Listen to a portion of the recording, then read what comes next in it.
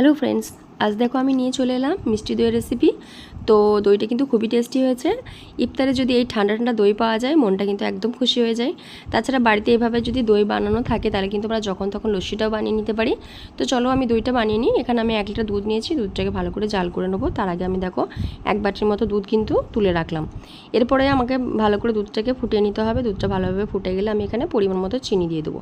চিনিটা আমি একটু কমই দিলাম, তো তোমরা চিনিটা কম বেশি করে নিতে পারো।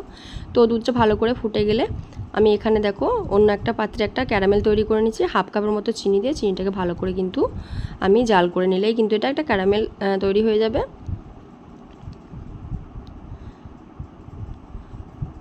তো ক্যারামেলটা আমাদের একদম রেডি হয়ে গেছে। এই পর্যায়ে যে আমি দুধটা 1 বাটি তুলে রেখেছিলাম সেটাকে দিয়ে দিলাম। দিয়ে কিন্তু ভালো করে এটাকে ফুটিয়ে নিতে হবে, ভালো করে মিক্স করে নিতে হবে যেন দলা না পেকে থাকে। তো আমাদের ভালোভাবে কিন্তু এটা মিক্স হয়ে গেছে। এরপর আমি এটা একটু যে দুধটা আমি আগে থেকে ফুটিয়ে রেখেছিলাম সেই দুধের মধ্যে কিন্তু দিয়ে ঢেলে দিলাম। ঢেলে কিন্তু ভালোভাবে কিন্তু আরও কিছুক্ষণ নাড়াচাড়া করে ফুটিয়ে নিতে হবে।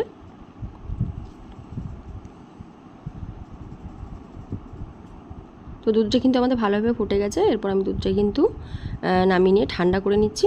তো দুধটা আমাদের ঠান্ডা হয়ে গেছে। দুধটা কিন্তু খুব ঠান্ডা করলে চলবে না, দুধটা যেমন আঙুলটা যেন ডোবানো যায় সেরকম ঠান্ডা করতে হবে। আর খুব ঠান্ডা হয়ে গেলে কিন্তু দই বসবে না।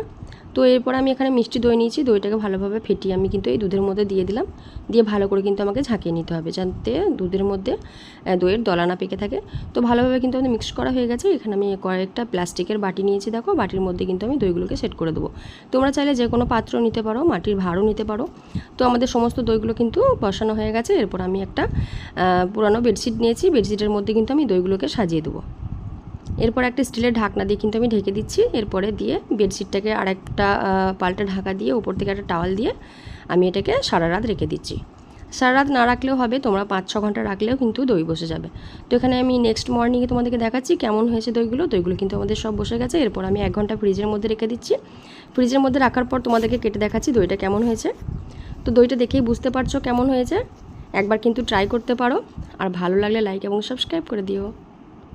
Bye bye.